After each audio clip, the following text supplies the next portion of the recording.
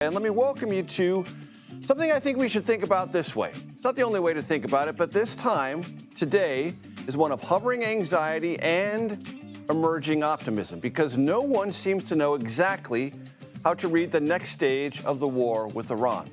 Oil markets today traded in a narrow band around the mid to low 90s, not nearly as high as they had been, but not as low as they could be, which is melding that anxiety and optimism. Global stock markets, meaning those in the United States, Japan, South Korea, Hong Kong, and Germany, all traded up today. That's the optimistic side. Yet the International Monetary Fund issued a report saying there could be global inflation and possibly a global recession if the war drags on. That's the pessimistic or anxious part, because no one seems to be able to deduce, despite all their efforts, where the war is heading and where the battle over supplies that literally lubricate the global economy, meaning oil and natural gas, are heading or going to land.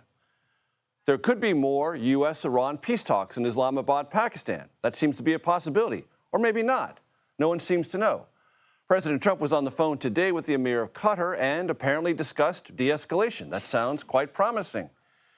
And yet, the U.S. Navy blockade of vessels using Iranian ports continues. The Treasury Department today added sanctions targeting oil smuggling vessels, yet another attempt by the U.S.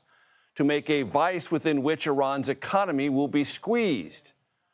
Trump said today this could all be over soon, and you might be wondering, man, have we heard that before? Answer, yes. We've won. Let me tell you, we've won. You know, you never like to say too early you won. We won. We won the bet. In the first hour, it was over. Well, I think we're going to end it. I can't tell you for sure. You know, I don't like to say this. We've won this. This war has been won. Thanks to the progress we've made, I can say tonight that we are on track to complete all of America's military objectives shortly, very shortly. Is this war over? I think it's close to over, yeah. I mean, I view it as very close to over. Got it? No one else does either.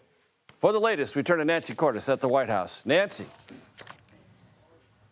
Major, it is really good to see you. There were some more mixed messages from the president along those lines today when it comes to military equipment that is reportedly being supplied or about to be supplied by China to Iran. President Trump said that he had asked the Chinese not to do so. These were air defense systems that China was preparing to provide to Iran, according to U.S. intelligence. He says the Chinese agreed. He said they're not going to send those weapons to Iran. And in his words, the Chinese president is going to give President Trump a big fat hug when they get together in China next month. Now, based on our reporting and the work of others, we know that actually China is not very happy with the president right now. They're very upset about this blockade of ships going through the strait that are bound to and from Iranian ports, because China is the largest purchaser of oil from Iran. And the Chinese said today that the president's claim that they had agreed not to supply Iran with weapons was simply not true, Major. And what about these sanctions that the Treasury Secretary talked about at today's briefing on smuggling vessels that he said would impact the Iranian economy at another level?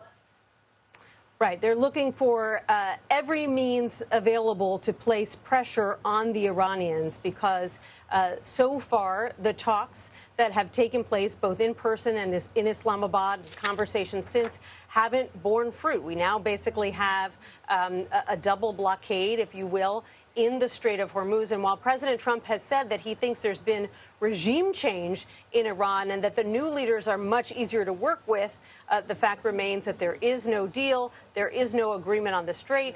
In fact, things are so messy in the strait that the U.S. Navy felt that it had to go in and try to impose its own blockade. Nancy Cordes, North Lawn of the White House. Thank you so very much.